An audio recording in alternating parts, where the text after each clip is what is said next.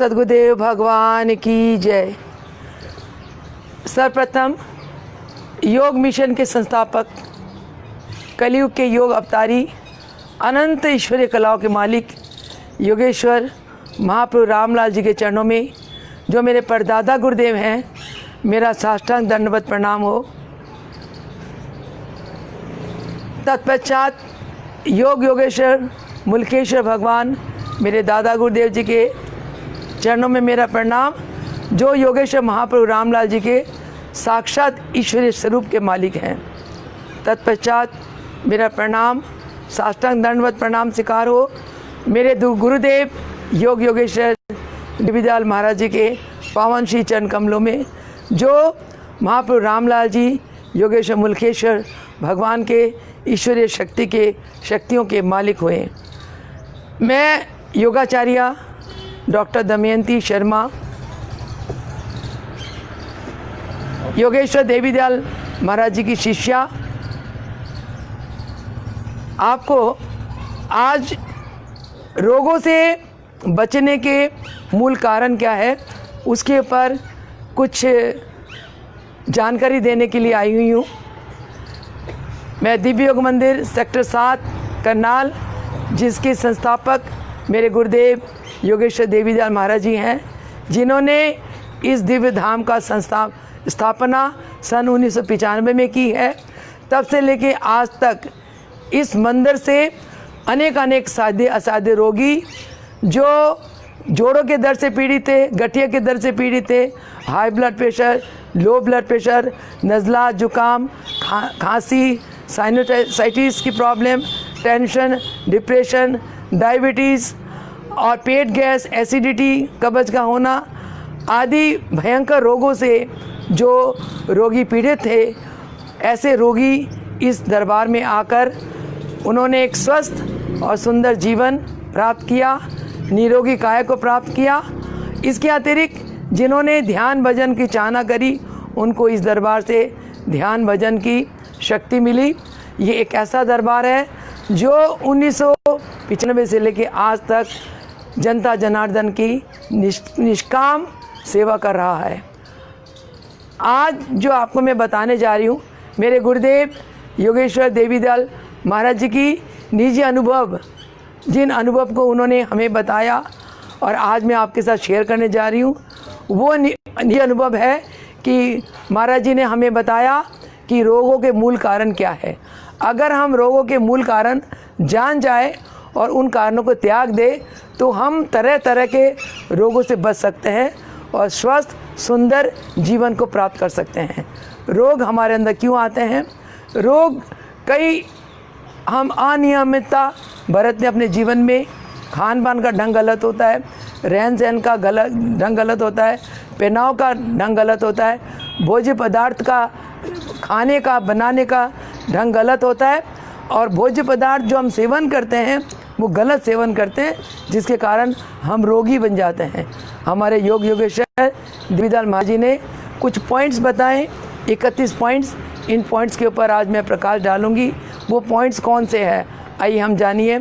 सबसे पहले रोगों का मूल कारण के बारे में महाराज जी ने बताया कि भूख से अधिक जब हम भोजन करते हैं तो हम रोगी हो जाते हैं। जितना भूख हो हमें उतना ही भोजन करना चाहिए और भूख से अगर हम थोड़ा कम भोजन लें तो हम स्वस्थ शरीर प्राप्त कर सकते हैं, क्योंकि लीवर को डाइजेस्ट करने के लिए स्पेस चाहिए होती। लीवर को डाइजेस्ट करने के समय अगर लीवर में स्पेस ना मिले तो हमारा लीवर जो प्रॉपर्ली भोजन को डाइजेस्ट नहीं कर पाता और उसके फलस्वरूप प्रॉपर्ली डाइजेस्ट ना करने के फलस्वरूप हमें हमारी जो खाना ज़्यादा खाना अपच रह जाता है और जो भोजन अपच हो जाता है वो भोजन फिर हमारे शरीर में नाड़ियों में मल एकत्रित कर देता है। और महाप्रभु जी ने का फरमान है, रोगों का मूल कारण है नाड़ियों में मल का रुक जाना। जब नाड़ियों में मल रुक जाता है तभी हमारा शरीर जो है वो रोगी बन जाता है। तो हमें इसीलिए पहले पॉइंट के अनुसार जितनी भूख हो उससे हमें कम भोजन करना चाहिए ताकि हमारा भोजन प्रॉपरली डाइजेस्ट हो जाए। और डाइजेशन पावर को बढ़ाने के लिए हमारे गुरुओं ने हमें भिन्न भिन्न प्रकार के योग आसन बताए। महाप्रभु रामलाल जी ने जीवन तत्व के 7 ऐसे आसन हमारे मृत लोक के प्राणियों को दिया, आसनों का दान, कि जिन 7 आसनों का अभ्यास करके प्रातः सायं दोनों समय अभ्यास करके हम अपनी पाचन शक्ति को बढ़ा सकते हैं। महाप्रभु जी का, सद्गुरु भगवान जी का फरमान है, यदि हमारी पाचन शक्ति प्रबल है, प्रॉपर है, जितना हम भोजन करते हैं पूरा भोजन हजम हो जाता है, प्रॉपरली ब्लड बनता है, प्रॉपरली मल बनता है, तब हमारी इम्यूनिटी पावर बढ़ जाती है। यानी कि मानव शरीर के अंदर कीटाणुओं से, जीवाणुओं से लड़ने की एक प्रतिरोधक क्षमता होती है, जिसको प्रतिरोधक क्षमता कहते हैं, उस अंग्रेजी में उसका इम्यूनिटी कहते हैं। ये इम्यूनिटी पावर तब बढ़ती है जब हमारा खाना पूरा हजम हो जाता है। तो हमने लाइफस्टाइल ऐसा बनाना है, खाए वो भोजन हमारा पच जाए। तो उसके लिए सबसे पहला नियम का हम पालन करें कि जितनी भूख लगे भूख से कम भोजन करें। अगर भूख से हम अधिक भोजन करेंगे तो हमारा लीवर अपसेट हो जाएगा और हम रोगी हो जाएंगे, हमारा शरीर रोगी हो जाएगा। अगला पॉइंट महाराज जी ने बताया कि हमें भोजन उचित समय पर करना चाहिए। हम देर से उठते हैं, देर से ब्रेकफास्ट करते हैं, देर से लंच करते हैं, देर से डिनर करते हैं। देर से भोजन करने से हमारी जो है ना पाचन शक्ति कमज़ोर हो जाती है। पाचन शक्ति के कमज़ोर होते ही हमारी इम्यूनिटी पावर कम हो जाती है। और आजकल के जो ये कोरोना वायरस से लड़ने के लिए जो हमें अपनी कौन सा हमने ताकत अपने अंदर लाना है, हमने अपनी इम्यूनिटी पावर को बढ़ाना है। कोरोना वायरस को सामना करने के लिए, उसको ख़त्म करने के लिए हमारी अगर इम्यूनिटी पावर बढ़ जाए, वो बढ़ती है कि ऐसे हम साधन, ऐसा लाइफस्टाइल करें जिससे हमारी पाचन शक्ति बढ़ जाए। उसके लिए नित्य प्रति अभ्यास करें, योग अभ्यास करें, आसन करें, शुद्धि क्रियाएँ करें, जिससे हमारी नस नाड़ियाँ मल से रहित हो जाए और हमारी इम्यूनिटी पावर बढ़ जाए। और भोजन के बारे अभी आपको बताया कि प्रॉपर डाइजेशन की प्रोसेस से भी हमारी इम्यूनिटी पावर बढ़ जाती है, क्योंकि प्रॉपर जब भोजन डाइजेस्ट हो जाता है तो नस नाड़ियों में मल का रुकना बंद हो जाता है। तो उचित समय पे भोजन करना चाहिए। और महाराज जी फरमाते हैं कि 11-12 बजे तक दिन में हमारी जठराग्नि प्रबल होती है, हमारे डाइजेशन पावर पीक पर होती है। तो 11-12 बजे तक आप लंच कर लें और ब्रेकफास्ट में 7-8 बजे तक ब्रेकफास्ट कर लें। ब्रेकफास्ट में केवल फल आहार करें, फल खाएं तो आप कभी भी रोगी नहीं होंगे। हम सुबह उठते ही चाय ले लेते हैं, कॉफ़ी ले लेते हैं और तमाम पेट में तेज़ाब बनता है, और तेज़ाब कम से कम 70-80 मर्जों को जन्म देता है। तो इस एसिडिटी एक भयंकर रोग है। इस रोग से राहत पाने के लिए फ्रेश हो जाए, और फ्रेश होने के बाद आप अभ्यास करें, और अभ्यास करने के बाद आप जो ब्रेकफास्ट करेंगे, अल्पाहार करेंगे, उसमें आप फ्रूट्स खाएं या कच्ची सब्जियां या फ्रूट्स का सेवन आप डायरेक्ट ना करें। महाराज जी का फरमान है, इनको पहले 15 मिनट 20 मिनट गर्म पानी में डीप कर दें, गर्म पानी से निकाल दें, उसके बाद सिंपल पानी से धोए, फिर छिलका उतार के आप उनका सेवन करें। और समय से भोजन में 11-12 बजे तक लंच कर लें। शाम को हल्का कुछ फ्रूट ले लें या हल्का सा कुछ भी, आपको कोई भी एक पौष्टिक तत्व वाले आप अल्पाहार ले सकते हैं। उसके बाद रात का भोजन आपको 6 और 7 बजे के बीच में ले लेना चाहिए। और सोना रात को 10 बजे तक सो जाए। सोने में और भोजन में कम से कम 2-2.5 घंटे का फासला होना चाहिए। इस प्रकार आप दिनचर्या रखोगे तो आप तरह तरह के रोगों से अपने शरीर को बचा सकते हैं। नेक्स्ट पॉइंट है कि बासी भोजन का सेवन करना। बासी भोजन अगर हम सेवन करेंगे तो हम रोगी बन जाएंगे, क्योंकि बासी भोजन जो है वो उसका जो मल बनता है वो हमें नस नाड़ी में वो मल रुक जाता है, और नस नाड़ी में मल रुकने से हमारा शरीर रोगी बन जाता है। उसके बाद हमें भोजन पकाने का तरीका बढ़िया होना चाहिए। हम लोग देवियाँ क्या करती हैं, किचन में जो भोजन बनाती हैं, भोजन बनाने के पहले वो मसाले को बहुत ज़्यादा मसाला यूज़ करती हैं, साड़ती भूनती है, बहुत ज़्यादा फ्राई कर लेती हैं। उससे उस भोजन के जो पौष्टिक तत्व है, जो सब्जियां बहुत ज़्यादा फ्राई करके बनाते हैं, उससे उसके पौष्टिक तत्व ख़त्म हो जाते हैं। इसके अतिरिक्त मिर्च मसाला हम जितना ज़्यादा फ्राई करेंगे उतना लीवर में वेट बढ़ेगा। लीवर इतनी स्ट्रॉन्ग चीज़ें नहीं डाइजेस्ट कर पाएगी। लीवर जो चीज़ डाइजेस्ट नहीं कर पाती तो वो भोज्य पदार्थ से सीधा तेज़ाब बनता है, और हम कहते हैं तेज़ाब से अल्सर हो गया, तेज़ाब से डायबिटीज़ की प्रॉब्लम हो गई, तेज़ाब से हाई ब्लड प्रेशर हो गया, और ज़्यादा तेज़ाब से कॉन्स्टिपेशन हो गई, और हम इन रोगों से बहुत परेशान हो जाते हैं। और ज़्यादा तेज़ाब से गठिया का रोग हो जाता है, गठिया का रोग से फिर जोड़ों के दर्द हो जाते हैं। यानी कि एक पेट को आप सेट रख लो, पेट को अपसेट ना होने दो, तो आप सैकड़ों बीमारियों से अपने आप को बचा सकते हैं। तो पेट खराब होता है अधिक मिर्च मसाला और भोजन पकाने के तरीका गलत। महाराज जी फरमाते थे कि भोजन कैसे पकाना चाहिए। आप ऑयल डालें, ऑयल में जीरा डालें, जीरा डालते ही उसमें सब्जी डाल दें, हल्का सा नमक हल्दी डाल के उसको ढक दें। सब्जी के अंदर जो वाटर कंटेंट है, उसी वाटर कंटेंट में ही वो सब्जी हल्की हल्की आंच में पक जाए। उसके बाद आप उसमें टमाटर, हरा धनिया, काली मिर्च और सूखा धनिया वगैरह डालकर इस ढंग से आप सब्जी पकाए तो सब्जी बहुत स्वादिष्ट होती है। उस सब्जी का फल अमृत तुल्य होता है। उस ऐसे बनी हुई सब्जी में पौष्टिक तत्व पूरा रिटेन रहता है। तो अगला पॉइंट महाराज जी फरमाते हैं कि अधिक चाय और कॉफ़ी का प्रयोग करेंगे तो वही एसिडिटी बढ़ जाएगी, और एसिडिटी बढ़ने से हमारी लिवर अपसेट हो जाती है।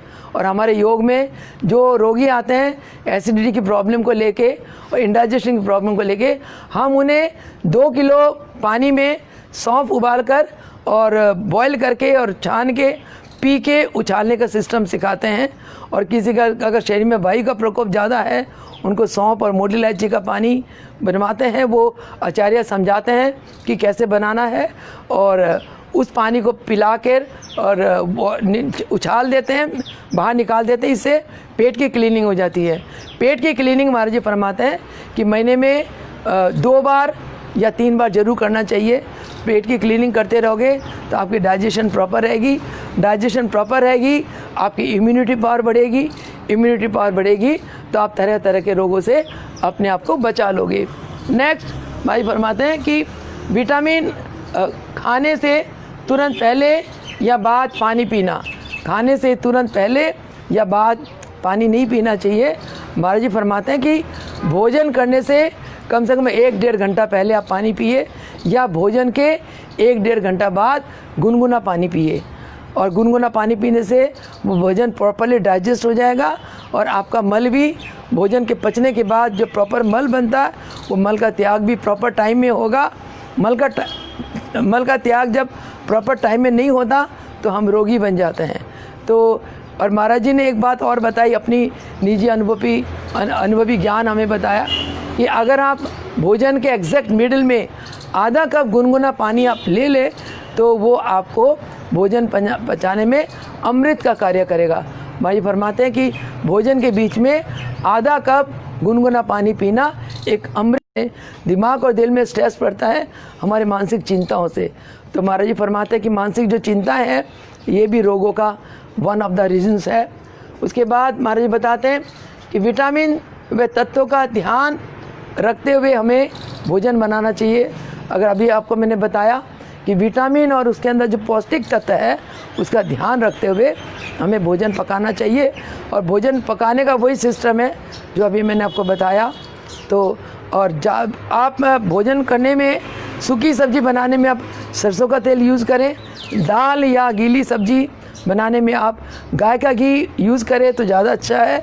और नहीं तो आप देसी घी या घर में मलाई एकत्रित करके उसका घी बनाकर वो घी इस्तेमाल करेंगे तो आप तरह तरह के रोगों से अपने शरीर को बचा सकते हैं।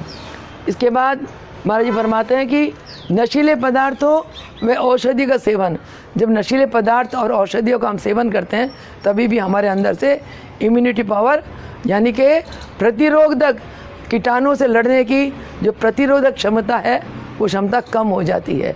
और हमारा शरीर रोगी हो जाता है। मल मूत्र या डकार आदि के वेग को हमें नहीं रोकना चाहिए। जब हमें वॉशरूम जाना है हमें उसको नहीं रोकना चाहिए, उससे हमारे गुर्दे ख़राब हो जाते हैं। अगर आप टॉयलेट आया है तो हमें इमीडिएटली फ्रेश होना चाहिए। उसको अगर हम रोक दें हैं तो हमारे गुदा से संबंधित रोग जैसे बवासीर है, कब्ज है, ऐसी रोग हो जाते हैं और इन रोगों से हमें बहुत परेशानी आती है। इन रोगों से बचाव के लिए भाई फरमाते हैं जब आपको फ्रेश होना है या वॉशरूम जाना है आप उस वेग को ना रोकें। अगला है डकार। आपको जब डकारें आती है, डकार आने का मतलब यह क्या है कि आपके जो पैनक्रियास में, आपके लीवर में जो भोजन पच रहा है वो भोजन के कुछ एयर बबल्स बाहर निकलना चाहते हैं डकार के रूप में। जो भोजन प्रॉपर्ली डाइजेस्ट होता रहता है तो आपको डकारें आती हैं। वो डकारें समझना कि वो आपके भोजन, जब डकारें आती है आप समझना कि आपका भोजन पच रहा है, प्रॉपर्ली पच रहा है। उस डकार को भी नहीं रोकना, उसको बाहर निकालना होता है। अगला है बर्फ़ वाले दूध व पानी व पेय पदार्थ का सेवन। कोल्ड ड्रिंक्स या दूध में बर्फ़ डाल के हम लोग उसका सेवन करते हैं, उससे भी रोग आ जाते हैं। और ये बातें तो महाराज जी ने हमें 50 साल से ये बातें, ये अनुभवी ज्ञान बताते आ रहे हैं। और आज डॉक्टर्स और सभी लोग कहते हैं कि कोरोना वायरस से अपने आप को बचाव करने के लिए हमें कोल्ड ड्रिंक्स नहीं लेना है, एसी यूज़ नहीं करना है और बर्फीला दूध यूज़ नहीं करना है और फ्रिज में रखी हुई चीज़ें डायरेक्ट निकाली और खा ली, ऐसा नहीं करना है। हमने गर्म पानी यूज़ करना है और सब्जी या फ्रूट्स अगर आपने फ्रिज में रखा है उसको बाहर ले आओ, नॉर्मल टेम्परेचर में रखे, उसके बाद उसको गर्म पानी से वॉश करे, उसके बाद उसका इस्तेमाल करे। तो आज सभी सारा विश्व इस बात को मान रहा है कि गर्म पानी का सेवन करना बॉडी के लिए बहुत बेहतर है। इससे मल प्रॉपर्ली निकलता है, आपका फ्रेश आप प्रॉपर्ली हो जाते हैं और आपके एक्स्ट्रा फैट्स, कोलेस्ट्रॉल वो भी कंट्रोल में आ जाते हैं। बॉडी में जो भी एक्स्ट्रा फैट्स, कोलेस्ट्रॉल आ जाते हैं या जो भी हम लोग चिकनी चीज़ें खाते हैं जिस कारण फैट्स बढ़ जाते हैं, वो चिकनी चीज़ों का ड्रेनेज करने के लिए गर्म पानी का सेवन अत्यंत लाभदायक है। इसके बाद महाराज जी फरमाते हैं कि शरीर की क्षमता के अनुसार हमें परिश्रम नहीं करना चाहिए। जितना हमें हमारी बॉडी अलाउ करे उतना ही हमें परिश्रम करना चाहिए। शरीर की क्षमता के अनुसार परिश्रम करने से शरीर में कमज़ोरी आ जाती है और कमज़ोरी आते ही इम्यूनिटी पावर कम हो जाती है और हम तरह तरह के रोगों के शिकार बन जाते हैं। इसके बाद है रात को देर तक जागना और देर तक सोना। देर तक जागोगे तो आपकी ब्रेन की प्रॉब्लम आ जाएगी, आपकी मानसिक तनाव खिंचा बढ़ जाएगा। मानसिक तनाव खिंचा बढ़ने से आपका ब्लड प्रेशर हाई हो जाएगा। ब्लड प्रेशर हाई होने से आपके हार्ट में प्रॉब्लम आएगी, हार्ट की नाड़ियों में ब्लॉकेज आ जाएगी। यानी कि तरह तरह एक बीमारी से सैकड़ों बीमारियां जन्म ले लेती है। तो इसलिए रात को देर तक नहीं सोना चाहिए और ना सुबह देर से उठना चाहिए। हमारे का फरमान है कि जो व्यक्ति प्रातः सूरज के निकलने के बाद उठता है वो अवश्य रोगी बन जाता है। तो सूरज के निकलने के पहले हमें उठना चाहिए। इसलिए हमने योग की कक्षा को अर्ली इन द मॉर्निंग शुरू करी है। यहाँ नित्य प्रति लाइव में भी, ऑनलाइन भी दी जाती है, सिखाई जा रही है फेसबुक में और फेसबुक के पेज में। प्रातः 5:45 से लेकर 7 बजे तक हम लोग भिन्न भिन्न बीमारियों से बचने के लिए अलग अलग योग आसन और प्राणायाम की प्रशिक्षण देते हैं और हफ्ते में कम से कम 3-4 बारी हम यहाँ के रोगी साधकों को घृत क्रिया, सूत्रनेति क्रिया, जल क्रिया, जलपान, गजकर्णी, कुंजल यानी कि ब्रह्मदातुन आदि योग की शुद्धि क्रियाएँ करवाते हैं जिससे उनकी इम्यूनिटी पावर बढ़ जाए। और ये जो गले के रोग है जिस कारण कोरोना वायरस से बचने के लिए सब कहते हैं कि गले को स्ट्रांग रखो, गले को निरोगी रखो। गले के रोग, आँख के रोग, कान के रोग, दांत के रोग और ये साइनस, नाक के रोग, इन तमाम रोगों से बचने के लिए शुद्धि क्रियाएँ होती हैं जो वो आजकल हम लोग यहाँ करवा रहे हैं और लोगों को बहुत लाभ हो रहा है। अगला कि शरीर व सिर पर गलत साबुनों और तेल का इस्तेमाल करना। जो शरीर में गलत साबुन इस्तेमाल करेंगे तो स्किन प्रॉब्लम होने का डर रहता है और सिर में गलत तेल, गलत साबुन इस्तेमाल करेंगे तो बाल झड़ने लगते हैं। तो बाल झड़ने से रोकने के लिए महाराज जी ने फरमाए कि नाक में गाय का घी गर्म करके मेडिकेट किया घी, जो हमारे योग मंदिरों में, जो हमारे देवीदास महाराज जी ने 50-60 से ज़्यादा देश विदेशों में योग मंदिरों की स्थापना की। सभी मंदिरों में गाय का मेडिकेटेड घी उपलब्ध है। रात को सोते समय गाय का मेडिकेटेड घी डालें नाक में। सुबह गुरबंदी गिरियों का निकला हुआ ताज़ा बादाम रोगन नासाद्वार में डालें तो आपका बाल झड़ना बंद हो जाएगा। इसके बाद नेति क्रिया करें, जल क्रिया जलपान करें, नाक से दूध पिए। दूध पीने से आपकी आईसाइट बढ़ जाती है और हाई ब्लड प्रेशर कंट्रोल में आ जाता है, हार्ट की प्रॉब्लम से आप बच जाते हैं और बाल के झड़ने से आप बच जाते हैं। ये तमाम योग की शुद्धि क्रियाएँ हैं जिनसे हम बाल के झड़ने से अपने आप को बचा सकते हैं। और साबुन तेल, हमें जो तेल केवल आप बादाम रोगन का इस्तेमाल कर सकते हैं या आंवला का तेल घर का निकला हुआ उसका इस्तेमाल कर सकते हैं। जो गलत साबुन गलत तेल इस्तेमाल करते हैं उससे भी हम रोगी हो जाते हैं। इसके बाद गलत विषयों में ध्यान रखना व गलत साहित्य पढ़ना। जो गलत विषयों में हम ध्यान रखते हैं और आँख का कंट्रोल नहीं है, ज़बान का कंट्रोल नहीं है, कानों का कंट्रोल नहीं है, गलत साहित्य पढ़ते हैं, नावल आदि पढ़ते हैं, उससे हमारा मन में विकार आ जाते हैं, भोगवाद आ जाता है। तो कहना है कि मन में विकार आना, ये भोगवाद आना, ये भी रोगों का कई कारणों में से एक मूल कारण है। तो इसलिए हमें धार्मिक पुस्तकों का स्वाध्याय करना चाहिए, आध्यात्मिक पुस्तकों को पढ़ना चाहिए, ध्यान भजन में अधिक अपना समय लगाना चाहिए, इन्हीं में रुचि रखना चाहिए, तो हम तरह तरह के रोगों से अपने आप को बचा सकेंगे। इसके बाद है मानसिक चिंतन की अपेक्षा चिंताग्रस्त रहना। हमें अतीत में क्या हो गया वो चिंता करने का कोई लाभ नहीं है। जो होना था, जो भाग्य में लिखा था, जो समय ने करवाया, वक्त ने कराया, वो हो गया। भविष्य हमारे हाथ में नहीं है। भविष्य के बारे में चिंता करना व्यर्थ है, अतीत के बारे में चिंता करना व्यर्थ है। हमें वर्तमान में रहना है। भगवान कहते हैं मैं केवल जीव के साथ, मानव के साथ वर्तमान में रहता हूँ।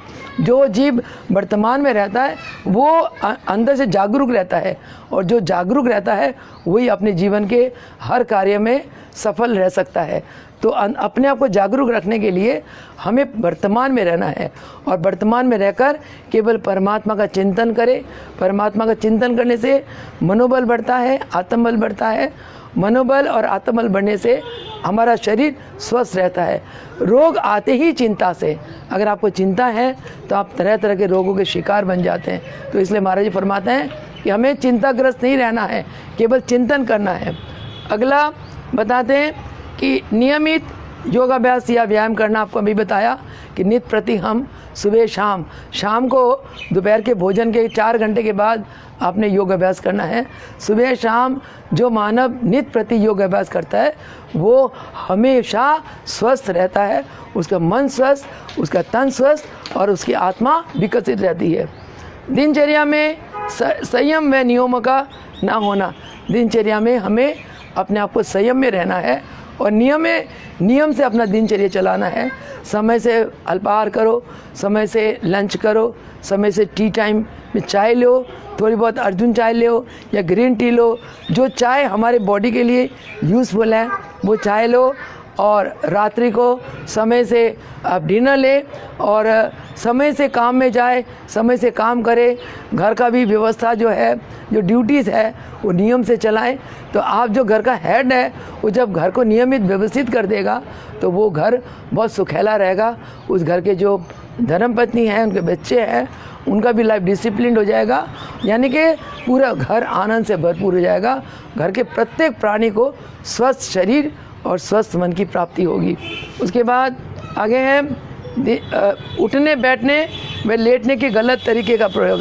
अगर हम उठना बैठना लेटना गलत करते हैं तो हमें सर्वाइकल की प्रॉब्लम हो जाती है, कमर दर्द की प्रॉब्लम हो जाती है, घुटने दर्द की प्रॉब्लम हो जाती है। हम झुक के बैठते हैं, उससे सर्वाइकल की और कमर दर्द की प्रॉब्लम हो जाती है। और ज़्यादा सीढ़ियाँ भाग के चढ़ते हैं और घुटनों का गलत ढंग से घुटनों को यूज़ करते हैं, उसे घुटनों की प्रॉब्लम हो जाती है। और इसके अलावा जब हम लोग झुक के ज़्यादा काम करते हैं तो उसे साइटिका पेन हो जाती है, साइटिका नर्व डिस्टर्ब हो जाती है। साइटिका नर्व के डिस्टर्ब होने से हमारे घुटनों में खराबी आ जाती है। इसके अतिरिक्त गलत खान पान से यूज़ करने से भी हमारे घुटनों की जो ग्रीस है वो कम हो जाती है, ख़त्म हो जाती है। और ग्रीस के ख़त्म होने पे घुटने की जो नी कैप्स है, वो जो नी जॉइंट्स है, उनके आपस में रगड़ लगती है। कभी वो घुटने की हड्डियाँ बढ़ जाती है, कभी घट जाती है। घुटने की जो नी कैप्स के बीच में कभी गैप ज़्यादा हो जाता है, कभी कम हो जाता है। उससे हमारे नर्व्स प्रेस्ड होती है और घुटने की दर्द से हम पीड़ित हो जाते हैं। तो हमारे योग आश्रम में बहुत तरह तरह के आसन है जिससे घुटने दर्द, कमर दर्द, सर्वाइकल बिल्कुल ठीक हो जाती है। रोगी आते हैं और इन बीमारियों से राहत लेकर जाते हैं। उसके बाद अगर हम जैसे डनलॉप का गद्दा, डनलॉप के पिल्लो यूज़ करते हैं, उससे भी हमें सर्वाइकल बैक पेन की प्रॉब्लम आ जाती है। तो इन चीज़ों को हमें अवॉइड करना चाहिए। बैठते हुए भी कुछ स्पाइन को सीधा रख के बैठें, खड़े होते हुए भी स्पाइन को सीधा रख के खड़े, चलते हुए भी स्पाइन को सीधा रख के चले। हम झुक के रूम्स को, अपने किचन को, अपने जो जितने ड्रेनेज पाइप्स हैं, इनको क्लीन नहीं रखेंगे, घर को क्लीन नहीं रखेंगे, तो तरह तरह के कीटाणु और वायरस वगैरह हमारे घर में एंटर कर जाते हैं और हमारा शरीर रोगी हो जाता है। तो साफ़ सुथरा सफाई जो है वो परमात्मा का दूसरा नाम है। तो हमने सफाई की तरफ बहुत ध्यान देना है। तो इसके बाद अगला है वैज्ञानिक व प्रकृति के नियमों का उल्लंघन करना व अधिक कृत्रिमता में रहना। प्रकृति के नियमों का हमें उल्लंघन नहीं करना है। जो नेचर, ये बॉडी 5 तत्व का बना हुआ है, ये नेचर से ये बॉडी बनी है। इस बॉडी को मेंटेन करने के लिए जब हम नेचर के नियमों को एडॉप्ट करेंगे तो हम रोगों से बचेंगे। नेचर ने कितनी सुंदर ये केले का वृक्ष दिया, कच्चे केले की सब्जी खाए, आपकी इम्यूनिटी बढ़ जाएगी। नेचर ने इतने सुंदर हमारे आश्रम में लगे हुए हल्दी के पौधा दिया है और कच्ची हल्दी का सेवन करो तो कैंसर जैसे रोग से आप बच सकते हैं। नेचर ने हमारे आश्रम में हार श्रृंगार का पौधा दिया है। आप हार श्रृंगार को पत्ते का काढ़ा पिए तो आपको जोड़ों का दर्द, गठिया का दर्द और डायबिटीज़ जैसे भयंकर रोगों से आपको राहत मिल सकती है। नेचर ने हमारे आश्रम में बेल पत्थर का पेड़ दिया और आप अगर बेल पत्ते का जूस डेली आधा कप सुबह खाली पेट पीते हैं तो हाई ब्लड प्रेशर जैसे भयंकर रोग से आपको राहत मिल सकती है। तो इस प्रकार, और घर में जो हम साग सब्जियां लगाते हैं इनको स्प्रे ना करें, इनमें गोबर खाद दें और कोशिश करें। बाहर की सब्जियां तो स्प्रे वाली होती है। अभी मैंने आपको बताया कि गर्म पानी में भिगो के उसके बाद उसको वॉश करके छील के उसको कुक करें। और हो सके तो घर में आप सब्जियां लगाएं, उनमें गोबर खाद डालें, ऑर्गेनिक सब्जियां खाएं, ऑर्गेनिक फ्रूट्स खाएं, तो तरह तरह के आप रोगों से अपने आप को बचा सकते हैं। उसके बाद नेक्स्ट है कि वैज्ञानिक व आधुनिक आविष्कारों का दुरुपयोग करना।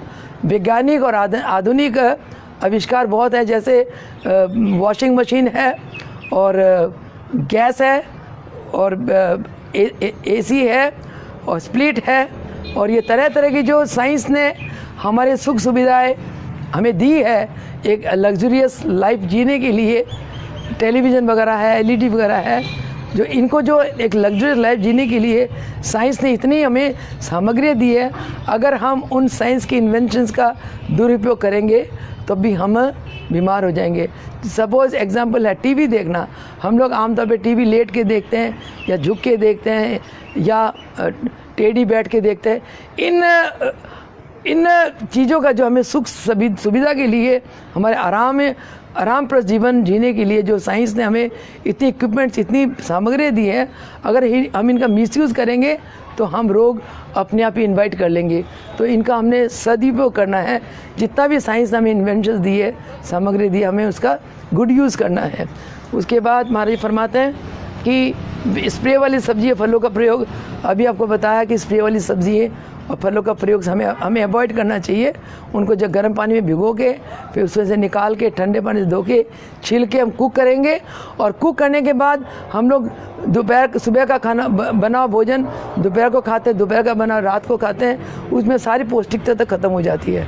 हमारी फरमाते भोजन बनने के बाद 1-2 घंटे के अंदर अंदर फ्रेश भोजन करना चाहिए। उससे आपको पूरी भोजन की पौष्टिक तत्व की प्राप्ति होगी और आप तरह तरह के रोगों से अपने आप को बचा लोगे। नेक्स्ट है भोजन बनाने में व दही जमाने के लिए स्टील एल्यूमिनियम। महाराज जी पिछले 50 सालों से तो मैं देख रही हूँ, मुझे 55 साल हो गए इस मिशन से जुड़े। स्टार्टिंग से मैं सुन रही हूँ कि महाराज जी फरमाते हैं कि स्टील एल्यूमिनियम के भोजन बर्तनों में जब हम भोजन पकाते हैं सीधे हम कैंसर के शिकार हो जाते हैं, कैंसर का रोग हमें आ जाता है। तो स्टील एल्यूमिनियम के बर्तन में कभी भोजन नहीं पकाना चाहिए। भोजन पकाना चाहिए पीतल के कले वाले बर्तन और या मिट्टी के बर्तन या लोहे के बर्तन में। दही आम देवियाँ कांच के बर्तन में या स्टील के बर्तन में दही जमा देती है, उससे उस दही का जो ठंडा तासीर है वो ख़त्म हो जाता है। वो दही का सेवन से हमारे अंदर एसिडिटी बन जाती है। तो इसको अवॉइड करने के लिए महाराज ने फरमाया कि दही को मिट्टी के बर्तन में जमाएं, क्योंकि फर्मेंटेशन के ड्यूरेशन में वो जो प्रोसेस होता है कि दूध से जब दही जमने लगता है उसमें हीट इवॉल्व होती है, मिट्टी के बर्तन के जो पोर्स है उसमें हीट बाहर निकल जाती है। वो जो दही जमता है उस दही का जो तासीर है वो ठंडा तासीर होता है। वो दही पेट के लिए अमृत तुल्य है। इसलिए दही हमेशा मिट्टी के बर्तन में जमाना चाहिए। और दही 1-2 दिन की पुरानी नहीं होनी चाहिए, 3-4 घंटे की दही होनी चाहिए। रात को आप दही जमाते हैं तो उसको हल्का सा गुनगुना दूध में थोड़ा सा जाग डाल के जमा दें। सुबह अर्ली इन द मॉर्निंग जब आप उठते हैं तो दही को बाहर निकाल के ठंडक में रख दें। इस प्रकार दही जमाना चाहिए। नेक्स्ट है सब्जी बनाते समय ठंडे पानी या बिना उबाल के पानी का प्रयोग करना।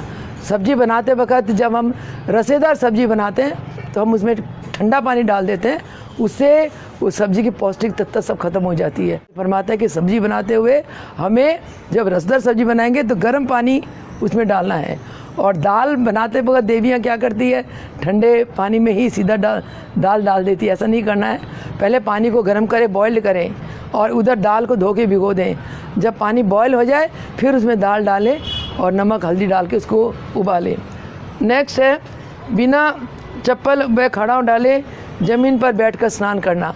जब हम लोग बिना चप्पल या खड़ाव पहन के ज़मीन पर बैठ के स्नान करेंगे तो ज़मीन की जो ग्रेविटेशनल फोर्स है वो हमारी शक्ति को खींच लेती है और उससे इम्यूनिटी कम हो जाती है और हम रोगी हो जाते हैं।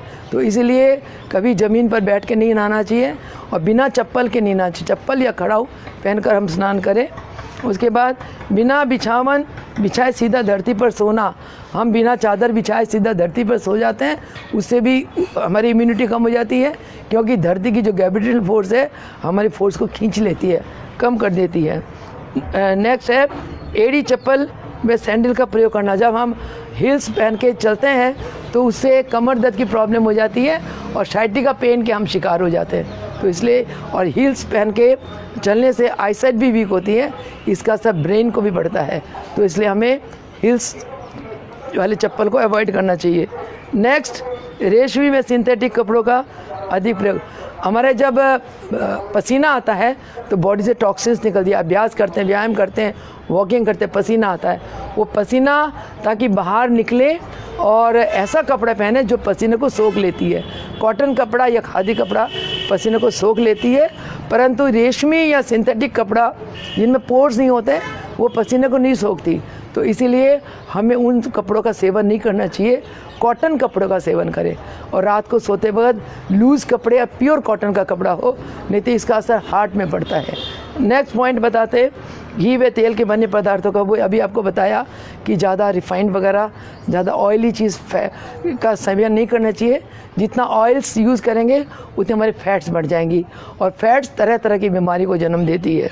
तो नेक्स्ट एकाग्र चित्र ना होकर भोजन बनाना। अगर हम कंसंट्रेटेड माइंड के साथ भोजन नहीं बनाएंगे तो वो भोजन की जो भोजन से जो आपको एक अमृत रस मिलना था उस रस मिलने से हम वंचित हो जाते हैं।